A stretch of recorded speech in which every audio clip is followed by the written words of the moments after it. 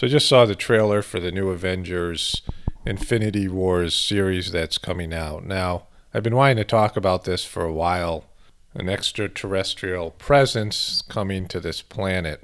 And for a number of years, the controllers, the people that are governing our planet right now, have been preparing us for either an alien invasion or a fake alien invasion. So to start off, when I was a kid, I read Marvel Comics and I read the Infinity Wars, Infinity Gauntlet. I read some of those comic books, Silver Surfer.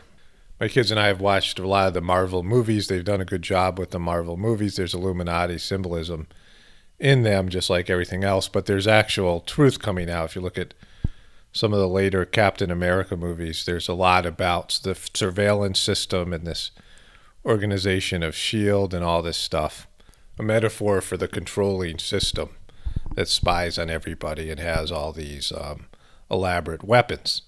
And one of the things that goes on with these Avengers series, the Marvel series, is the government preparing for an alien invasion. They talk about it extensively in these Avenger movies, the Thor movies, and some of these Marvel movies that are on Netflix, that they have to prepare for the next big alien invasion. They talk about this quite extensively. And we see this being played out for many years in many different movies and TV shows and books, that there will be an extraterrestrial invasion and humanity has to come together. Of course, the 4th of July movies, but so many movies have this theme where all the divergent countries, all of these various attitudes and divisions of religion and culture and all these things, people come together because when an alien race is going to come down and wipe you all out or take you off as slaves, you learn to work together. And so this is something they've been putting out quite some time. The Infinity Wars is an interesting story, and I'll cover this more in some future videos, but I believe there's a lot of things going on here that are foretelling that there will be some sort of extraterrestrial contact.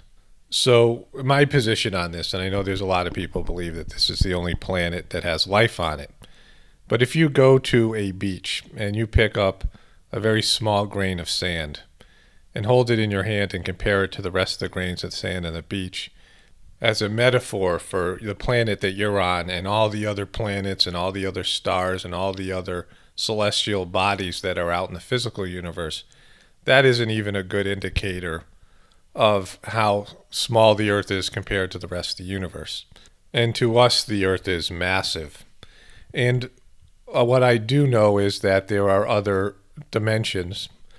I mean, through personal experience and meditation, I've experienced this.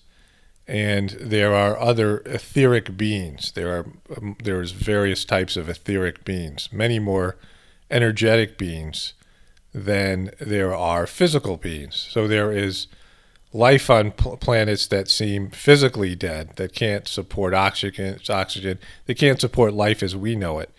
But there's energetic beings everywhere in the universe. There's more energetic beings than there are physical beings because you need certain conditions to have a physical life, but you also need a soul.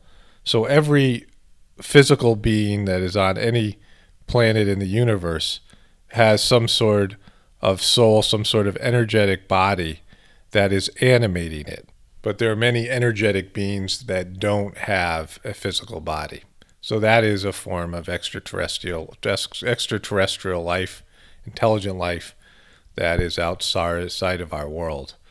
But there is also lots of evidence. Now, if you understand this, there is a ton of evidence pre-5,000 years ago. The Native American cultures here in America, all across the world, the Aboriginal cultures and ancient cultures have pictures. They have various types of objects that suggest that they were visited by extraterrestrials. They have stories, sky people, in their lore and their literature. And then about 5,000 years ago, the extraterrestrials have disappeared for the most part. You see people having some sightings here and there.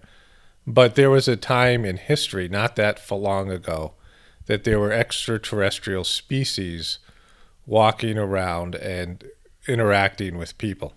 And there is lots of evidence of genetic manipulation in terms of bringing the modern day human species to life. I've talked about this in my book, The Choice. The possibility of us being a slave race is it's a narrative that holds together on so many levels. We have a slave mentality, a victim consciousness, a tendency towards abuse. Some of our races were developed as warriors, possibly to fight wars in other planets, and then dumped on planet Earth because of our aggressive tendencies. And this is some of the problems that we're trying to clean up. And then, of course, there are the pyramids. The pyramids are objects that are so sophisticated that we don't have the technology and the knowledge and the physical apparatuses to build these buildings. And this is why the Freemasons they talk about them as being the great architects, and why you have this pyramid on the back of the dollar bill with a weird alien eye looking over you. And so there's a lot of evidence to support that there was extraterrestrial races, alien races on this planet, that maybe even the people that now, all of us human beings, are some sort of genetically manipulated hybrids that didn't come about naturally. And this planet in itself is experimental and been terraformed. And with all the chaos and the weaponization of space, and human beings have nuclear weapons and these types of things, that there is going to be some sort of intervention. And one of the reasons why the extraterrestrials disappeared, because this is a battleground planet between positive extraterrestrials and negative ones. And I think based on a lot of the stuff that we're seeing and what's happening in the chaos on planet Earth, there will eventually have to be some sort of intervention, so to speak, or there'll be some sort of battle from the negatives and the positives over planet Earth, adding to the chaos as we enter into a apocalyptic and post-apocalyptic phase. And I think this is something that we will be seeing, because it is being reflected, and we've been prepared for this in various types of ways, because it is something where the controllers can use it to gather support for their agenda. So I'm going to cover this more in future videos. It's something to think about, but I think it's a factor that you'll see, because it's in our literature, and it's becoming more and more of a presence in our TV shows and our movies. This idea of being occupied by some extraterrestrial force.